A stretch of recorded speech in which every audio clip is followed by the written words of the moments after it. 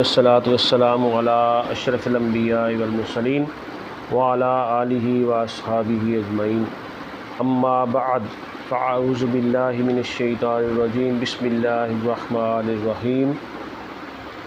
الف لام میم ذالک الکتاب لا ریب فیہ ھدی للمتقین صدق اللہ مولانا العظیم۔ حمد و صلوات کے بعد قرآن کریم اور قرآن کریم پڑھنے پڑھانے والوں کے فضائل پر گفتگو کرتے ہوئے آج میں نے آپ کے سامنے جو آیت کریمہ تلاوت کرنے کا شرف حاصل کیے ہیں، یہ سورہ بقرہ شریف کی پہلی اور دوسری آیت ہے، جس میں اللہ تبارک و تعالیٰ نے ارشاد فرمایا الف لام میم، یہ وہ عظیم کتاب ہے جس میں کسی شک کی گنجائش نہیں، یہ پرہیزگاروں کے لیے ہدایت ہے۔ سورہ بقرہ شریف کی 23 نمبر آیت میں اللہ تبارک و تعالیٰ نے قرآن کریم کی ایتھینٹسٹی اور اس کی عظمت کے حوالے سے گفتگو کرتے ہوئے ارشاد فرمایا وَإِن كُنتُم فِي رَيْبٍ مِّمَّا نَزَّلْنَا عَلَىٰ عَبْدِنَا فَأْتُوا بِسُورَةٍ مِّن مِّثْلِهِ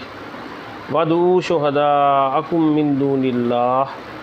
إِن كُنتُم صَادِقِينَ۔ اور اگر تم اس کلام کے بارے میں شک میں مبتلا ہو جو ہم نے اپنے برگزیدہ بندے پر نازل فرمایا ہے، تو اس جیسی کوئی ایک صورت ہی بنا کے لے آؤ، اور اس کام کے لیے اللہ کے سوا، اللہ کے مقابلے میں جو بھی تیرے حمایتی ہیں ان کو مدد کے لیے بلا لو اگر تم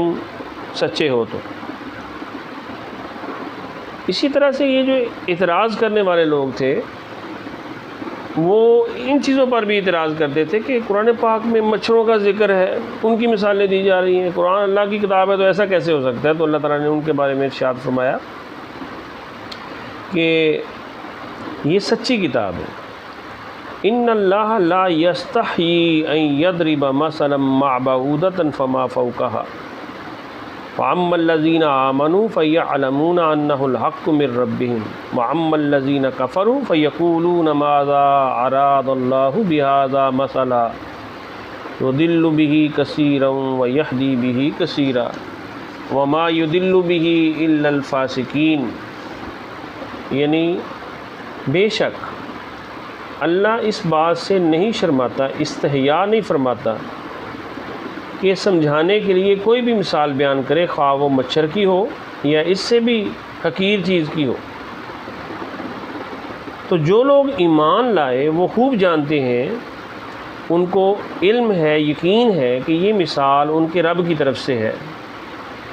اور جنہوں نے کفر اختیار کیا وہ اسے سن کر یہ کہتے ہیں کہ ایسی مثال سے اللہ کا کیا سروکار ہے۔ اللہ تعالیٰ فرماتا ہے کہ اسی طرح اللہ ایک ہی بات کے ذریعے سے، یعنی قرآن کریم کی آیات کے نزول کے ذریعے سے، ایسی مثال بیان کرنے کے ذریعے سے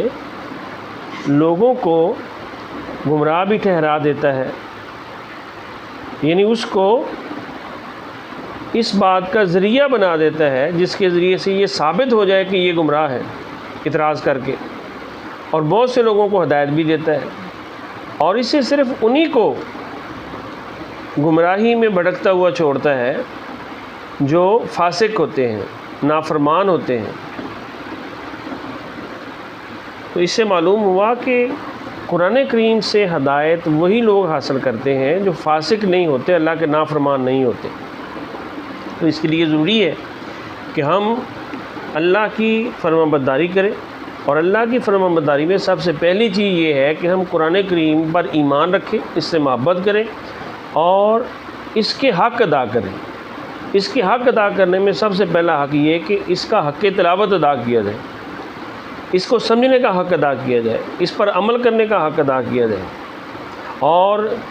اس کو خود بھی سیکھا جائے، دوسروں کو بھی سکھایا جائے۔ یا خود نہیں اگر ہم سکھا سکتے تو اس کو سکھانے کے لیے مدارس کے ساتھ تعاون کیا جائے۔ اللہ تعالیٰ قرآن پاک میں ارشاد فرماتا ہے، یہ بھی سورہ ہے بقرہ شریف آیت نمبر 121 ہے،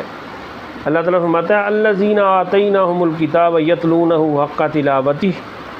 وہ لوگ جن کو ہم نے کتاب عطا فرمائی ہے وہ اس کی اس طرح تلاوت کرتے ہیں جس طرح کے تلاوت کرنے کا حق ہے، یہی وہ لوگ ہیں جو اس پر ایمان رکھتے ہیں، اور جو اس کا انکار کرتے ہیں وہی لوگ خسارے والے ہیں۔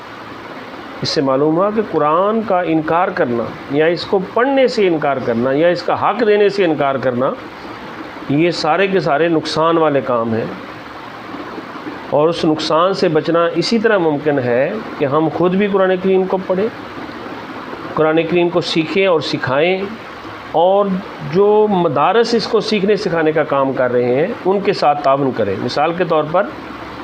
حضرت علامہ احمد ضیاء سیالوی صاحب اور ان کے بیٹے عباس سیالوی صاحب اور دیگر جو دوست ہیں ان کے، انہوں نے جو مدرسہ بنایا ہے اور دیگر جہاں جہاں بھی کوئی مدارس قائم کیے گئے ہیں، خاص طور پر محمد طاہر عباس سیالوی صاحب نے اور ان کے والد صاحب نے جو مدرسہ قمر العلوم الاسلامیہ یہ اڈا شیخن میں بنایا ہے، یا جہاں جہاں بھی کوئی مدارس بنائے گئے ہیں، سب دوستوں کو چاہیے کہ ان کے ساتھ بھرپور تعاون کریں، اس کے بنانے میں، اس کے چلانے میں، ان کے اساتذہ کی تنخواہوں کے سلسلے میں، ان کے بچوں کے کھانے پینے اور پہننے کے سلسلے میں ان کے ساتھ بھرپور تعاون کریں۔ تو اس کا ہمیں فائدہ کیا ہوگا؟ اس کا ہمیں فائدہ یہ ہوگا کہ ہم حق تلاوت کا جو فرض ہے ہمارا وہ ہمارا ادا ہوگا۔ حق تلاوت صرف یہ نہیں کہ خود پڑھ لیں، بلکہ حق تلاوت میں یہ ساری چیزیں آتی ہیں، اور نبی اکرم صلی اللہ علیہ وسلم نے جو اس کے فضائل بیان کیے ہیں وہ انشاءاللہ علیحدہ درس حدیث میں بیان کیے جائیں گے، جس میں آپ صلی اللہ علیہ وسلم نے فرمایا ہے کہ تم میں سے بہترین وہ ہے جو قرآن سیکھے اور سکھائے۔ تو سکھانے میں وہ لوگ بھی ہیں جو مدرسے بناتے ہیں یا مدرسہ چلاتے ہیں یا مدرسہ کے ساتھ تعاون کرتے ہیں۔ اللہ تعالی ہم سب کو عمل کی توفیق نصیب فرمائے۔